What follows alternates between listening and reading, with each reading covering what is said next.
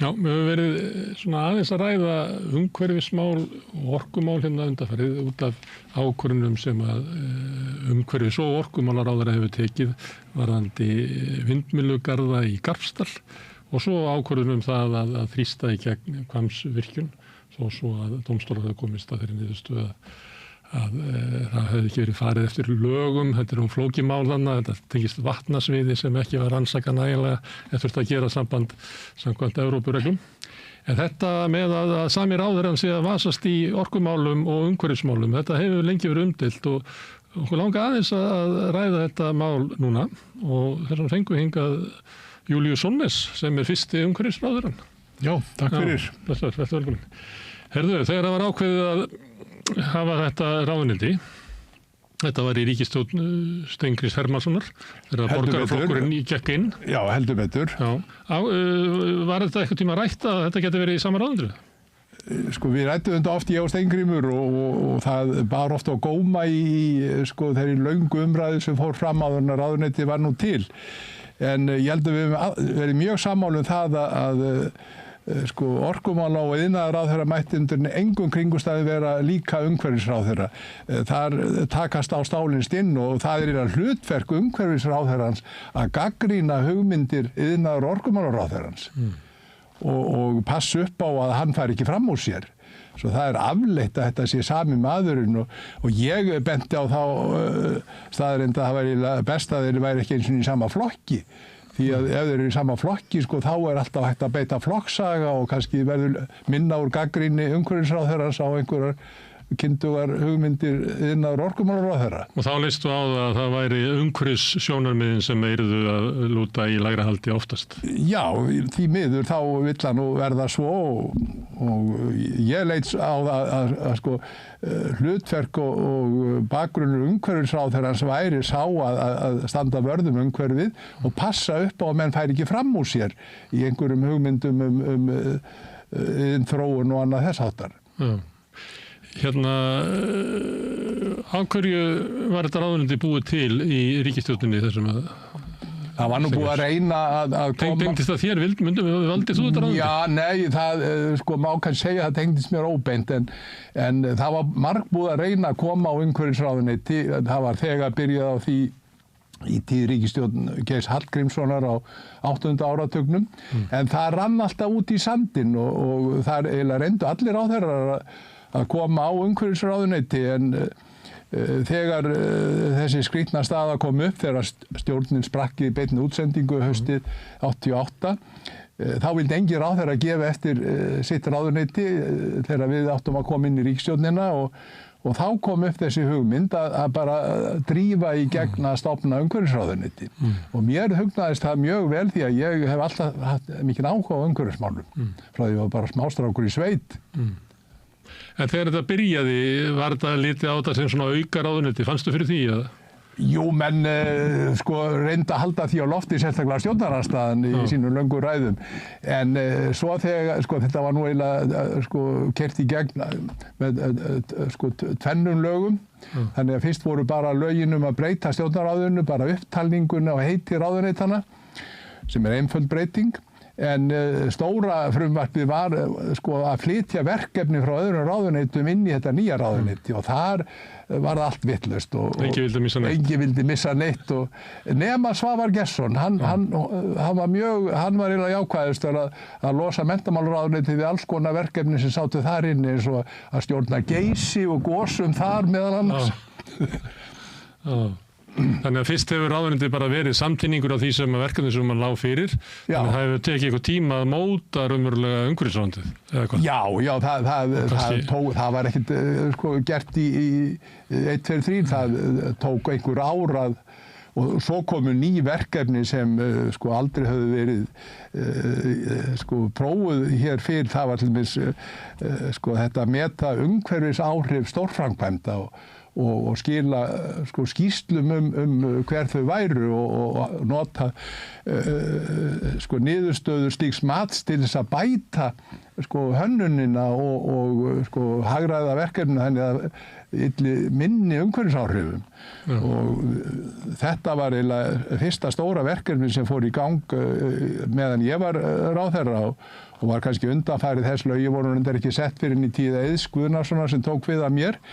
En til að gera gaman að þá byrjaði ég og setti á fót námskeið í hvernig ætti að sko haga sér við að gera svona mat upp í háskóla og það kennt enn þann dag í dag að meta umhverfisáhrif af völdum skipulags ákvarðana og breyting á lögum og þegar farið út í stórframkvæmdir, bæði vegir, brýr og verksmiðjur og hvað eina og nú ekkert gert öðruvísi að áhrif slíkra ákvarðana séu metin, hvaða áhrif það hafi á umhverfið. Já, og meðal annars ástæða fyrir að búið að bæta við það núna, meðal annars Evrópureglum. Það er ástæða fyrir því að Hvammsvirkjun strandar, að það bara eins og menn hafi það eru nýja reglur á Evrópusambandinu og þær reyndar komu nú síðustu aldamót, þá gaf Evrópusambandið út gríðarlega reglugerð hvernig ætti að sko haga svona mat og umhverfisáhrifum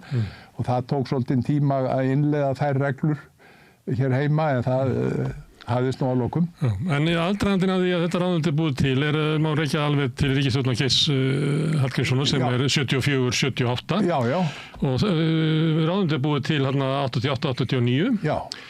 Og þá skiptir það höfumáli að þínu mati að þetta sé sjálfstætt ráðuneyti og sé ekki með orkuiðnaði. En núna í tíð ríkisstjórnar Katrínar Jakobsdóttur þá ákveðið að sameina þetta þegar Guðlaugur Þór verður umhverfisráðherra. Já. Þá var alls uppstokkun á ráðuneytunum. Það var nú annað mjög sérkennilegt að þá voru menntamálin tekin og hlutu niður í marga parta og dreift á milli ráðuneyta sem engin botnar upp niður í. Þrjú ráðuneyti. Já, og þarna illu heilli var farin svo leið að sameina, eins og ég segi, sko, tvo póla sem eiga ekki að vera saman. Mundurðu telja að þetta væri svo veigamikil ákvörðun að það mætti að líta á að sjálfstætt umhverfisráðuneyti að eigi bara þennan tíma frá þér og fram að Guðlaugi? Já, það liggur við, sko, því að ég sé bara ekki hvernig sko, starfandi iðnaðar orkumála og umhverfisráðherra ætlar að leysa þessi mál. Sko, hann í einu hlutverki þennan daginn og svo næsta dag að bregða sér hlutverk umhverfisráðherra að gagnrýna það sem hann gerði daginn áður. Þetta gengur ekkert upp. Já. En það ekki sumstaðar í stjórnkerfum sem þetta svona, ég ekki matvælaráðherra á bæði að vera ráðherra þeirra sem eru að framleiða matinn og okkar hinna sem eru að neyta hann á að gæta neytendasjónarmiðum.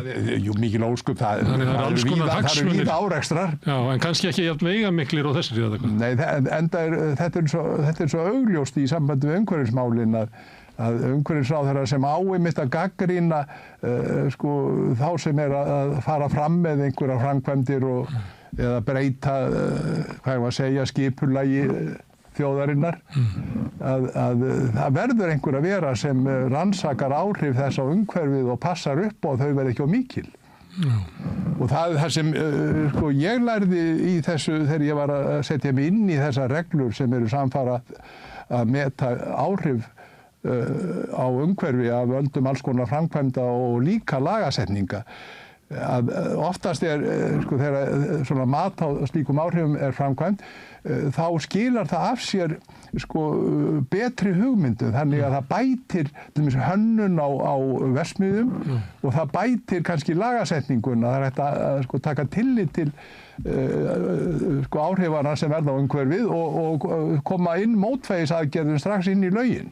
Þannig að þetta ekki neikvætt fyrir þá sem að vilja virkjanir, en svo virkjanasinnar oft láta þetta sé bara truflun, þetta sé bara peningaðisla. Nei, alls ekki, sko, því að gott mat á umhverfisáhrifum það á að vera til þess að bæta verkefnið. Þannig að það verði betra gagnvart umhverfinu og oft það þannig að verkefni sjálft verði betra, líka tæknilega séð.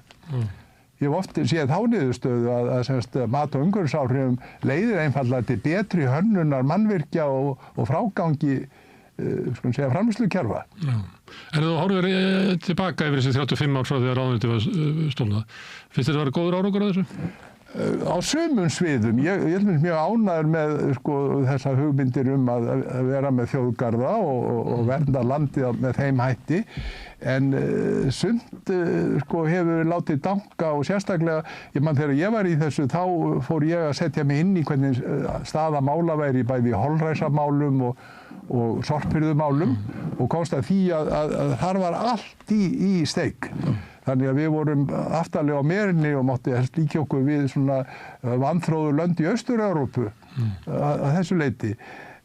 Síðan, og það hefur ekki mikið gerst í þessu Nei, mér finnst ekki að hafa gerst nóg í þessum málaflokkum og ég tek eftir því að umhverfisráðuneytið eða segja að ríkisstjórnin hefur tekið þann kost að vísa þessu bara alfarið til sveitarfélagana og láta þau þetta.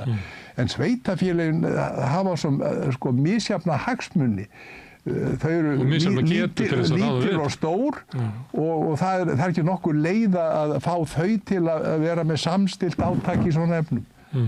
Ríkisvaldið verður að vera sá aðili sem markar stefnuna í svona málaflokkum. Já, ég man að Ingibjörg Sólrún sagði einhvern tímann að líklega hefði tiltekt í þessum málum, skolpmálum og verið stærsta verkefni sem hún stóð fyrir meðan hún var ráðherra.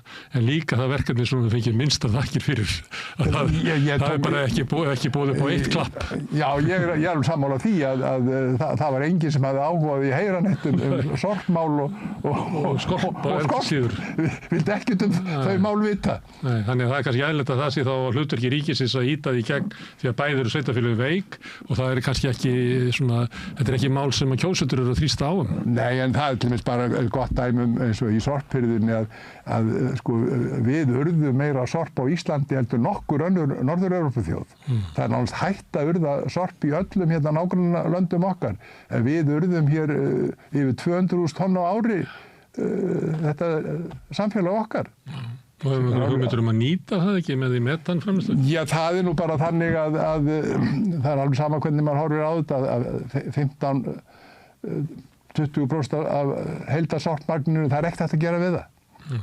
Nema brenna það, urða það.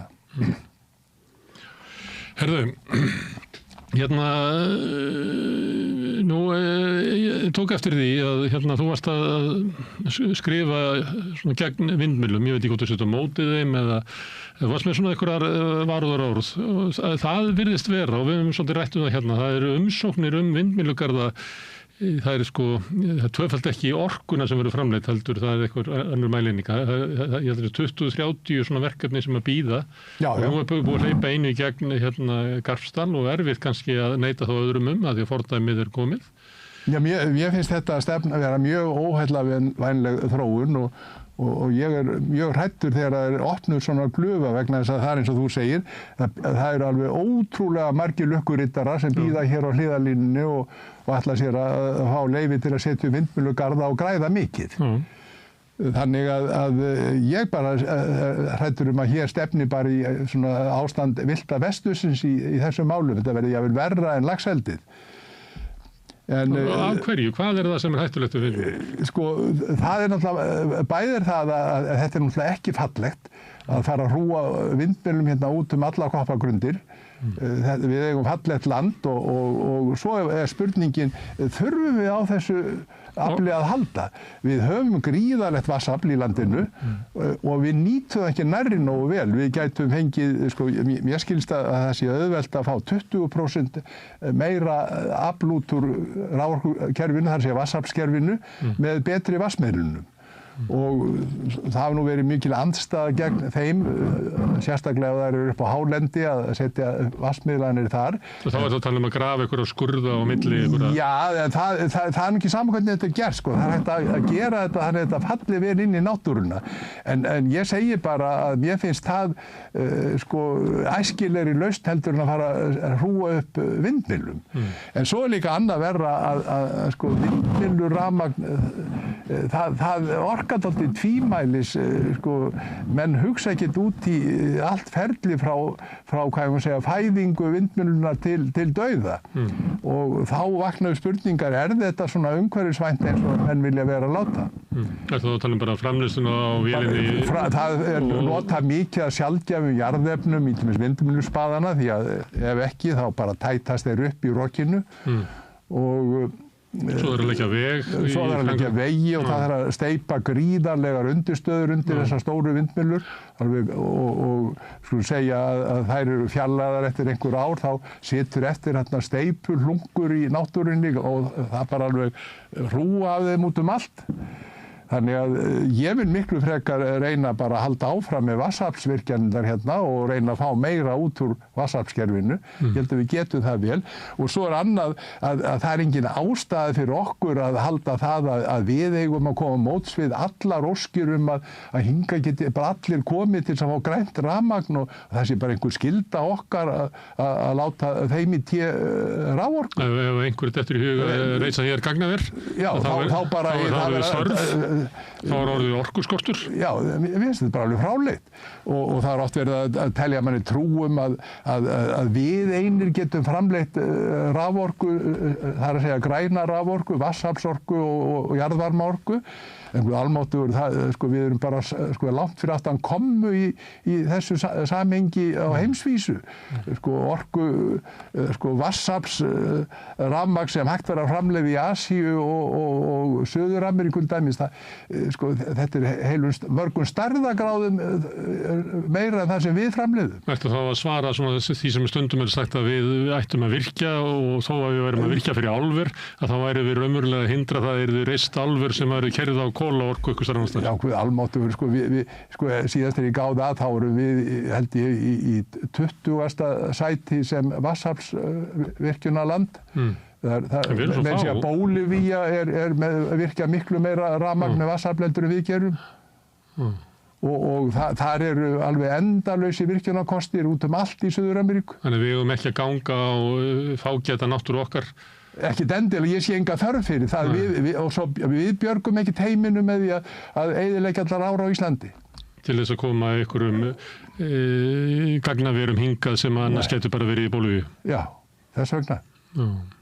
Þannig þeir finnst vera svona fölsk umræða að við þurfum svo mikla orku út á orkuskiptum. Já, svo sannarlega. En ekkert að meina að þannig að við getum bara nýtt það sem við búið að virkja og virkja kannski eitthvað fleiri vatnsaflsvirkjanir, mér heyrist að vilja það. En 85% af þeirri orku sem við framleiðum í dag fer í þessi álver og stóriðu. Já, ég vil nú bara rifja upp hérna orð skólabróður míns Hjörleifs Guttormssonar sem sagði að besti virkjunarkostur Íslands væri að loka álverinu í Straumsvík. Ég er ekki að segja það, ég gerist í dag en ég held að sé ekkit óeðlilegt að eitthvað af þessum gömlu álverum þau loki smá saman, sérstaklega í Straumsvík, það álver er náttúrulega bara komið inn í miðja byggð á höfuðborgarsvæðinu og mér finnst það bara ekki eiga heima þar lengur. En eins og ég segi, ég vil bara undirstrika það að við getum fengið miklu meira út úr vatnsaflskerfinu. Ég hef heyrt tölur að við getum aukið aflið í vatnsorkukerfinu nú sem við erum þegar búin að byggja 20% með betri miðlunum. Getum dundað okkur við það. Þangað til að því kemur sem er óumflýjanlegt að álverið í Straumsvík loki, eða ekki? Ég tel að það hljóta verða að lokum og þá náttúrulega losum við mikið rafmagn þar. Og kannski dettur inn bara 25% af allri orku. Ég hef í sjálfu sér ekkert amast við því að Landsvirkjun prófi að setja upp vindmyllur á hafinu við Búrfell sem þeir eru að gera. Og við Blöndu, ég held að vilja það líka? Já, ég myndi nú láta þennan fyrsta reit duga og sjá hvernig það þróast og gagnast.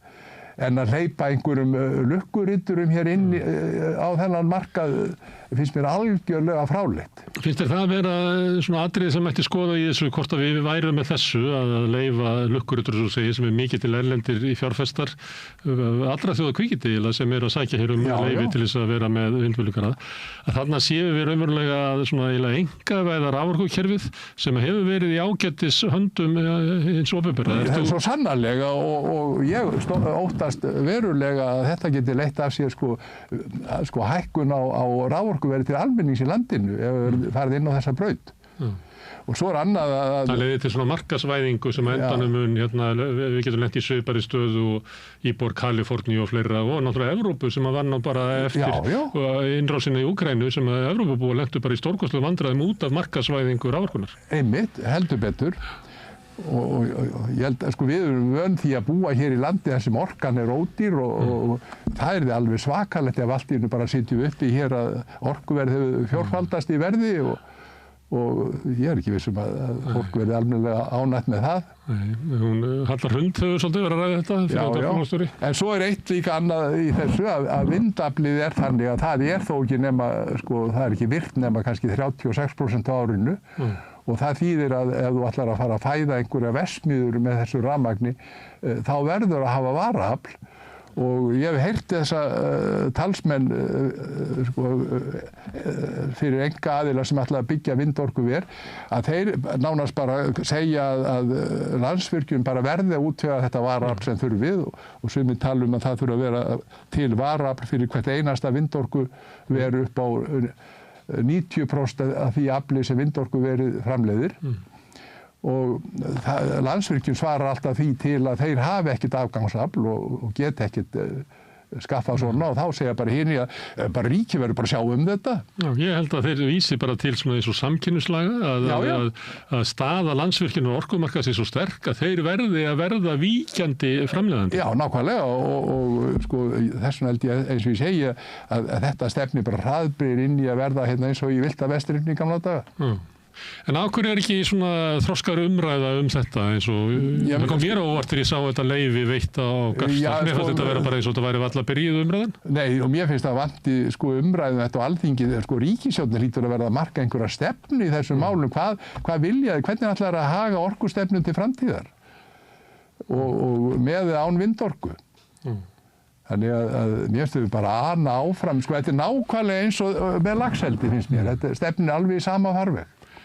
Júlíus, þú ert verkfræðingur og þú vannst í alls konar svona verkefni sem var tengt bara jarðhræringum og eitthvað slíku, það ekki rétt minna hjá mér? Jú, ég byrjaði nú á því að ætti frá Akureyri og fór til Japan og var þar í heilt ára að læra hvernig ætti að hanna mannvirki á jarðskjálftasvæðum. Það var svona það sem ég byrjaði með. Og svo lenti ég náttúrulega þarna í að starfa með föður mínum að ég byggja á Kröfluvirkjun og þá fekk ég gríðarlegan áhuga á jarðvarmaorkunni og finnst hún vera mjög spennandi kostur. En þar gengu í gegn Kröflueldar sem eru svolítið líkir af því að það var ennitt gosið í dag. Heldur betur og það hefur nú mikið verið mitt talað samlíkingu við Kröflueldana. Þeir stóðu nú yfir í næri 10 ár og ég man ekki hvort það voru 9 gos sem við fengum á þeim árum. Og hægt að telja bara eins og er að gerast núna. Man ekkert hvað þetta gos er. Nei, og vorum talað að ég og dóttir mín áðan að það var alltaf maður kippið sér við þó að ég satt frá því útvarpið að ég hafi gos. Það hefur eiginlega hægt að hafa það er bara aðtöku að það sé eitthvað nálægt byggð og ef það er ekki þá missir maður á hann. Já, þá bara missir maður á hann. Þetta er alveg ótrúlegt ástand. Já. En hefur eitthvað verið að velta fyrir þér svona Suðurnesja eldjum? Ekki svo sérlega mikið. Ég gerði þetta aldrei þegar við vorum að skrifa bók náttúruvá fyrir 10 árum síðan. Og þá man ég að þeir skrifuðu kafla í myndum Reykjanesskagan, Kristján Sæmundsson jarðfræðingur og Magnús Ásgeirsson að ég held. Og Kristján setti það fram töflu hvernig þetta hefði hegðað sér frá ísöld. Það hefði verið 850 ára goshlé og svo komið 250 ára gosskeið. Og það passaði alveg að það var akkurat komið að nýju gosskeiði. Það mátti bara lesa út úr töflunni hjá honum og þannig að hann hefur svo sannarlega haft rétt fyrir sér. Já. En þannig voru reistir miklu varnargarðar í kringum orkuverið í Svartsengi. Já. Og ég held að það hefur sýnt sig að það hafi margborgað sig því að við verðum að reyna að verja þetta orkuverið með öllum tiltækum ráðum. Þannig að það væri svakald að missa það. Já, það er náttúrulega bara að vegna þess að þetta er eiginlega eina orkan, eina heitavasorkan sem að fer út á Reykjanes. Akkurat. Þegar fyrsta gosið var náttúrulega í vetur og var eiginlega stór hætta fyrir alla íbúa Keflavík og Njarðvík. Já, heldur betur og ég bara get ekki hugsað þá til enda hvernig við leist það máli ef við höfum misst Svartsengi. orkuverið þar, það er alveg skelfilegt. Herðu Júlíus, gaman að fá þig að ræða hvort að orkumál og umhverfismál eiga að vera í samráðundinu. Þú ert ekki á því. Takk fyrir. Herðu, takk fyrir það. Já, þetta er lokinn á rauðaborðinu í kvöld. Ég þakka Júlíusi og öðru gestur sem hafa hingað komið og Maríu, Lilju og Sigurjóni Magnúsi fyrir að segja fréttir hérna við rauðaborðið og taka viðtöl og Maríu Pétursdóttur fyrir að taka upp og senda út. En ykkur þakka ég mest sem hafi verið að hlusta og horfa. Það eru þið sem að breyti þessi samtali okkar í fjölmiðlun og þau hefur líka byggt upp dreifikerfið bara með því að segja vinum og vandamönnum frá efni sem ykkur líkar hérna. Að þá finnur fólk efnið okkar á Facebook, á YouTube á síðum samstöðunar. Við erum líka öllum hlaðvarsveitum, bæði undir nafni samstöðunar og líka einstakra þátta. Við erum í útvarpinu og stór höfuðborgarsvæðinu á 89,1 á FM. Það sendingar nást alveg upp á svona sunnanvert Snæfellsnesið, lengst upp í Borgarfjörð, upp á litlu kaffistofu og út á Reykjanesstá. En þar fyrir utan má hlusta á útvarpssendingarnar á spilarann, spilari.is er á netinu og svo er spilari líka app sem má hlaða niður í síman og hlusta á samstöðuna og allar íslenskar útvarpsstöðvar, hvað sem er í heiminum. Við erum komin í sjónvarpið til þeirra sem er svo heppinn að skipta við fjarskiptafyrirtæki Síman. Þar eru við númer 5 á fjarstýringunni. Kannski ef til vill munu önnur fjarskiptafyrirtæki bjóða sínum viðskiptunum líka upp á efni frá samstöðinni sem er 24 tíma sólarhring, 7 daga vikunar, allan ársins hring, samfélagsumræða við þetta rauðaborð og í öðrum þáttum samstöðunar. Það sem að knýr samstöðuna áfram með sáhluti áhorfenda og áheyrenda sem hafa gerst áskrifendur. Þá leggur fólk eitthvað til í hverju mánuði. Grunnáskriftinu er 2750 og þetta safnast upp saman svo að við getum rekið hérna öflugan umröðu vettvang og erum núna að þróa okkur áfram í því að vera með eins konar fréttatíma eða fréttir að hætti samstöðunar. Ef að þú hefur kannski fyrir löngu ákveðið að samstöðun sé mikilvægt fyrirbrigði í íslensku samfélagi, mikilvægt fyrir lýðræðið, en þá ættir þú kannski að láta verða að því að skráði sem áskrifenda. Það gerur með því að fara inn á samstöðun.is, það er hnappur sem ástendur áskrift, það getur skráði fyrir 2750 krónur, þú mátt borga meira þú vilt og því sem er kjósið getur látið áskriftina renna sem félagsgjöldin í Alþýðufélagið og það er Alþýðufélagið sem á og rekur samstöðuna. Þetta er fjölmiðl og umræðuvettvangur í eigu hlustenda og áhorfenda. En þetta er gott í bili. Hérna framundan eru endursýningar á hluta því efni sem við eigum hér á Lægjar á samstöðinu. Við höfum verið að taka upp efni hérna í nokkur ár, mikið efni og enginn hefur séð það allt. Þannig að í sumar erum við svolítið að rifja upp eldra efni og spila það hérna eftir klukkan 9 á kvöldin og fram eftir nóttu. En við sjáumst hins vegar aftur á morgun á slaginu 7, þá var það fréttir samstöðarinnar. Takk fyrir í bili.